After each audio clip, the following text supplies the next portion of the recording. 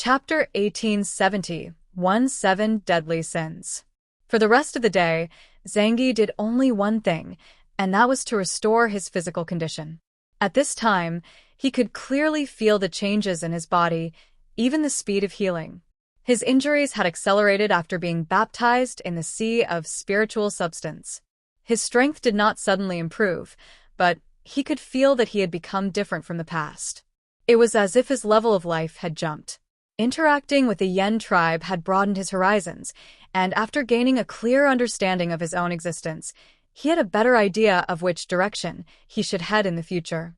However, during the one day it took him to heal himself, the entire world fell into a state of great chaos and even panic.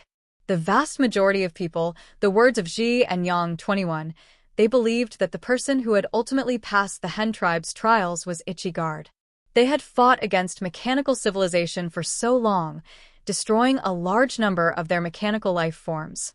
It was hard to imagine the kind of furious wrath the king of mechanical civilization would unleash on humanity when he returned. However, that was not the only thing that made them feel uneasy.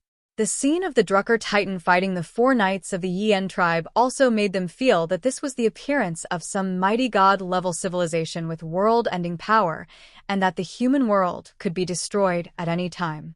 In this regard, they were correct because according to the Yen tribe, the Drucker would appear in the world sooner or later to harvest the spiritual energy of the strong. The mark of the evil eye on Johnny's chest was, if he guessed correctly, the mark left by the Drucker Titan. Zangi understood what that meant.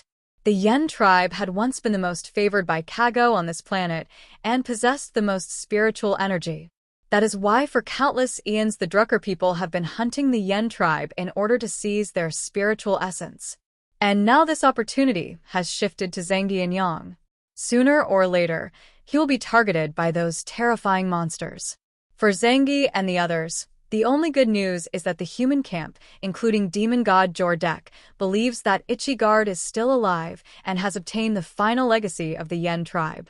So for the short term, they won't come looking for trouble with Zangi, and after this time has passed, even if they do find out, Zangi will already have enough to face off against all those who covet him. There is no place in the world that can be peaceful for a single day.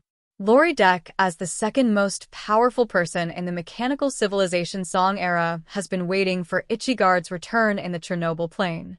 He's still a great threat to the human world, but if he were alone, the power of Freons alone would be enough to eliminate him. But that would have to wait until the day he completely despaired and came to terms with the fact that Ichigard was dead. Tian High City.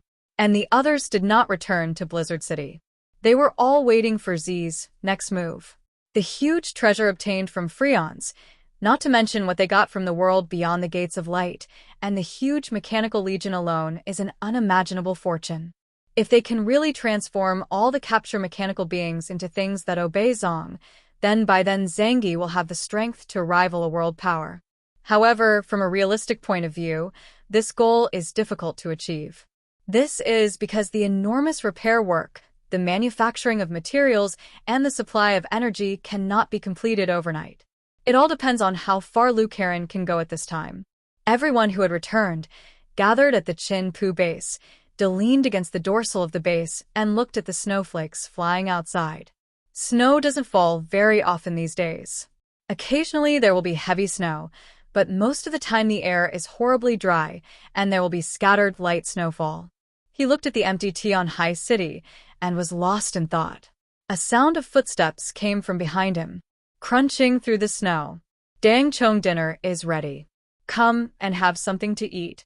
Dang, Chong didn't need to turn around to know that the person who had come was by Li Chong Ching. He said, indifferent, "You eat. I'm not hungry." Chong Ching walked over to De Chong and smiled. Everything we're eating today is fresh vegetables. Although the meat is all canned, there's nothing we can do about it. The aquaculture industry here in Tian High City is being used for other purposes. The fish is fresh. 5 kinds of livestock and poultry. Thriving is non-existent, but Tian High City does raise dogs. However, at the beginning of the end of the world, either all the pigs, cows, and sheep froze to death or they were eaten. As a result, the people of Tian High City can only eat fish and meat or can pork. Dan Chong exhaled a stream of white smoke from his mouth. I really don't have much of an appetite. Bai Li Chongqing pondered for a moment and said, Are you troubled? Because you have seen the vastness of the world. The Battle of Freons had seen the rise of many powerful individuals. There were more than 10 bishops-level mutants who were considered invincible in a world-class country had appeared. De Chong was currently only a white chariot-level mutant, and he was still ranked in the top 10 in the Jiangman region. However, in the battlefield of the truly powerful, he was not even considered cannon fodder. So, at this moment, it is inevitable that he feels a little sad and lost. Dang was poked at his heart's content, and he sighed, helplessly. Yes. The gap between him and me is getting bigger and bigger after this battle. G doesn't know what height he will reach, but in contrast, he paused and finally turned into a helpless sigh. He and G are still comparable. There is no comparison at all. This is the Matthew effect. The rich will get richer, and the poor will lose everything, even the wealth they have in their hands. The more powerful a person is, the more advantageous they are in the competition for resources, and the more powerful they become. Dang. Chong had also thought that if he could somehow pass the trials of the Hen tribe and become the chosen one, perhaps he would change his fate and have the opportunity to become one of the world's top mutants. Unfortunately, fantasy is fantasy, and he still failed. Chong Qing laughed when he heard this. Perhaps it was all just an arrangement of fate. If it weren't for the end of the world, you would already be one of the top people in the world. If the end of the world is a reshuffle, you would want to become 1 in a billion during this opportunity. Mathematically speaking, the probability of this is approaching 0. De Chong gave a faint smile, perhaps, so he let go of his arms, and the confusion in his eyes quickly disappeared. Luckily, I'm a pretty easygoing person. Since it's hard to do on my own, I might as well just obediently clinging to the powerful one's thigh. From now on, at the very least, my business acumen is good. I invested in him early, and it was a very good deal. By Li Chongqing agreed, but he was lucky enough to be able to come to Teton High City on assignment and meet Joni. Let's go get something to eat. Their Minister of Agriculture is called Ian. Hey, the vegetables he grows are delicious. Even the rice he grows is very tasty, so we call him the Rice Immortal. The two walked towards the inside of the Qingpu base, but at this time, Woody's voice came from over there. A little excited. Hey brother, by Lee and Captain. Dang, there's something big going on here. You guys come over here quickly. And by Li Chongqing exchanged glances, not knowing what had happened. They quickly sped up and ran towards the base house.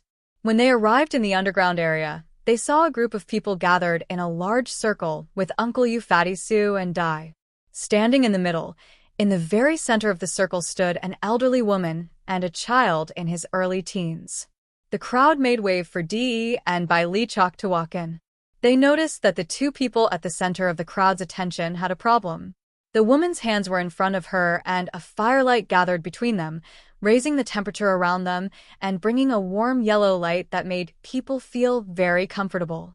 As for the child, a deep blue crystal extended from his right arm looking like a sharp sword. These were 2 mutants, and judging from their energy levels, they should only be level 3 gamma mutants. What's going on? Ong looked at Dai, Uncle, Yu, and the others in puzzlement. Are there any special abilities about these 2 people? He couldn't tell.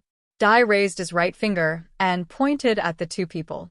His eyes flashing with a strange light, and the expressions on the faces of the others were more or less the same. These 2 people have been confirmed to be both incapable before, but today they suddenly awakened. And Bai Li Chongqing only then understood what was going on. Their eyes filled with shock. You have to know that 3 years have passed since the end of the world. In every major country around the world, the testing and excavation of mutant abilities is already very advanced. Basically, no one in a large organization would have untapped abilities. The so-called notability users are humans who are considered impossible to mutate. Now these 2 people have actually mutated. What does that mean? De Chong looked at the 2 people in the field, overjoyed, and his heart raced. The world is going to be reshuffled again. The first thing he realized was that it had something to do with the Yen tribe, but only a very small number of people in the world knew about the 14.8 billion portions of Yen tribe. Spiritual essence mutations did not only occur in Tian High City. Before the spiritual essence returned to the ether realm, it retained the energy of the physical world, causing a second large-scale wave of mutations to begin occurring throughout the world. Not only did ordinary people begin to mutate, but some of the power of the mutants who had already mutated was also enhanced for a second time. Vatican, Europe. The atmosphere in St. Peter's Basilica today was a little oppressive. Olive returned in a hurry from Freon's and did not even stay in Freon's to divide the post-war benefits, because when he saw the four horsemen and the figure of the Drucker Titan appear above the sky, the shock he felt was beyond compare. He knew very well what it meant. Olive stood beneath the sanctuary where Pope Alexander X was sitting on the throne, flanked by a handsome blonde teenager. Sunlight shone through the colorful glass into the main hall. Half of his face was hidden in the darkness, making it impossible to see his expression. However, from the corners of his dry, sagging mouth, one could tell that he was not in a good mood. Olive knelt down on one knee and sincerely confessed his sins. "Your Holiness, I failed to complete my mission. I did not pass the final test, and therefore missed the holy relics of the angel." The Pope did not say a word, but the blonde teenager next to him spoke in a mocking tone.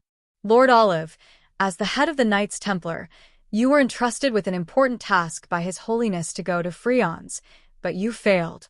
How can you live up to His Holiness's trust? If I had known that this was your level, I should have let Father or Yen go on the mission instead of you." Olive hung his head and did not refute the teenager's words. Because in the church, everyone knew that this George Wiggins was the saint most favored by His Holiness the Pope, and offending him was equivalent to offending the Pope's Majesty.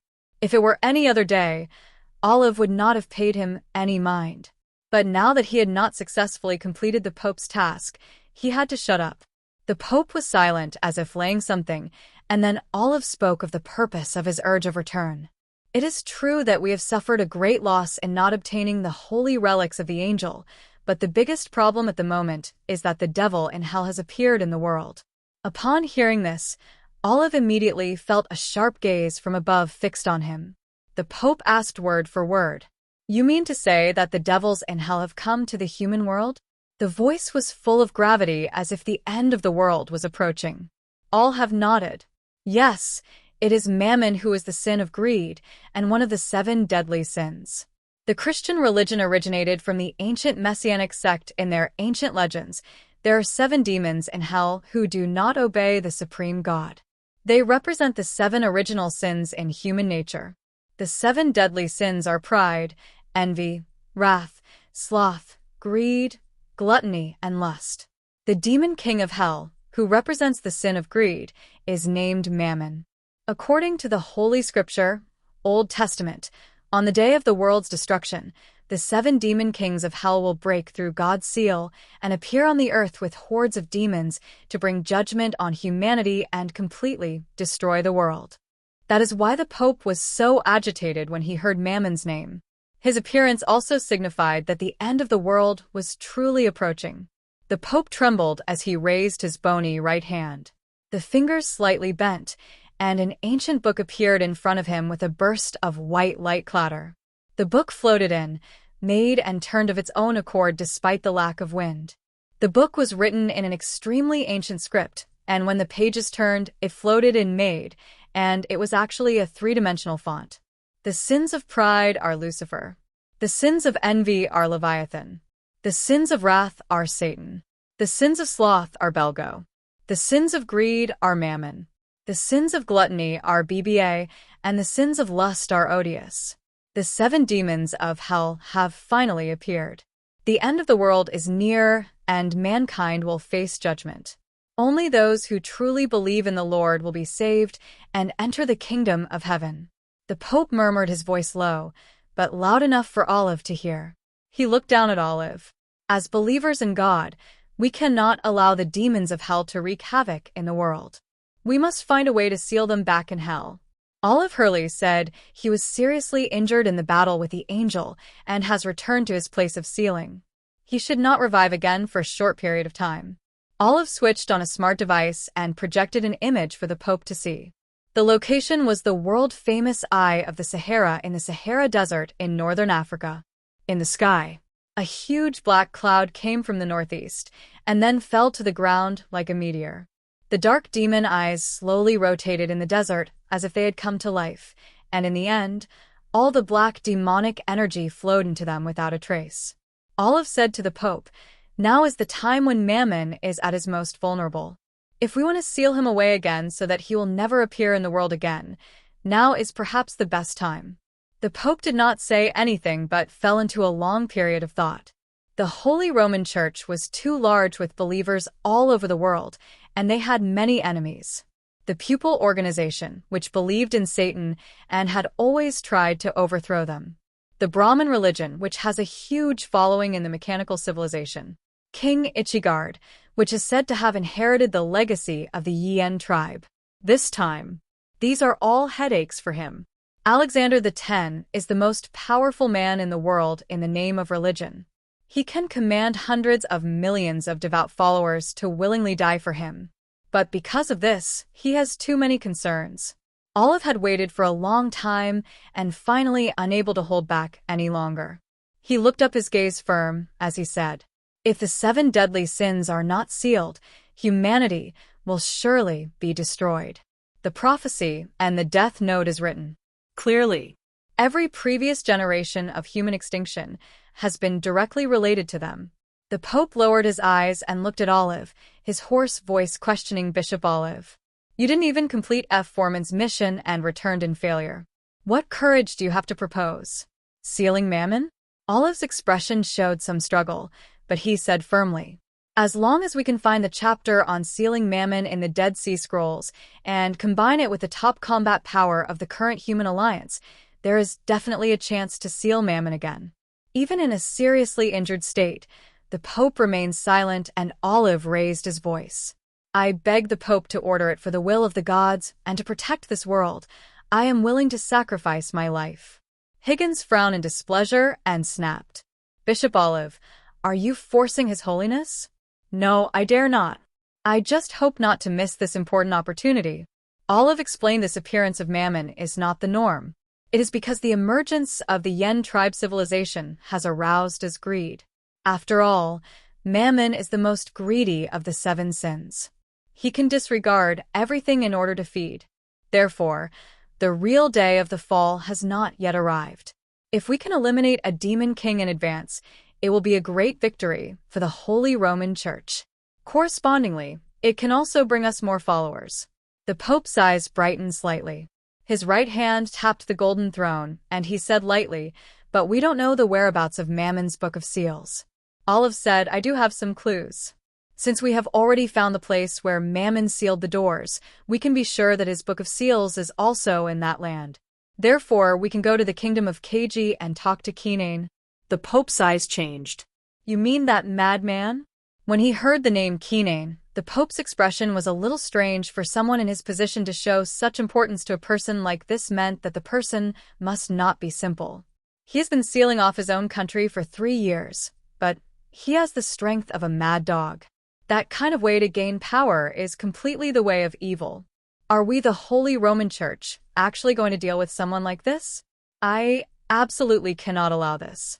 Olive was a little anxious, but Your Holiness. The Pope did not wait for Olive to continue and directly reached out to stop him from speaking. There's no room for discussion on this matter.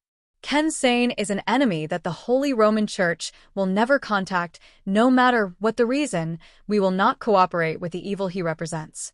Olive's face looked a little dismal, but he also knew that asking a religious leader to cooperate with the leader of a regional folk religion whose teachings completely conflicted with his own would indeed be difficult for him to accept. But the Pope suddenly changed the subject, which gave Olive a glimmer of hope. The Pope said, "Our people cannot personally do this, but if there is someone else who can get the Book of Seals, I don't care what means are used." Olive was overjoyed and quickly said, "I understand. Then we just need someone from outside the church to do it?" Higgins sneered. "I'm afraid it's not that simple. Kg is the only developed country in Africa, and its location near the equator means it is least affected by the end of the world. Although they have been sealing off their borders for the past 3 years, they have almost no contact with the outside world. However, the ruler General Sane is not to be underestimated.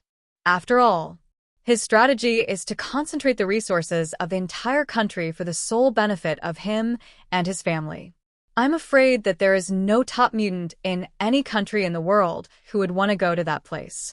Olive didn't have a particularly good idea for the time being and could only say, "I will try if there is any chance." After all, this is a matter of the survival of the human race. The Pope said lazily. "Then you go and do it." Olive bowed respectfully, then stood up and left St. Peter's Basilica. When he went outside, the biting wind of the northerly wind was still blowing. A group of mutants dressed in the clothing of the Knights Templar were waiting for his return. When they saw Olive, his deputy immediately came over and bowed. "Bishop has His Holiness." The Pope's decree been issued. Olive said with a deep gaze. "We need to find someone first."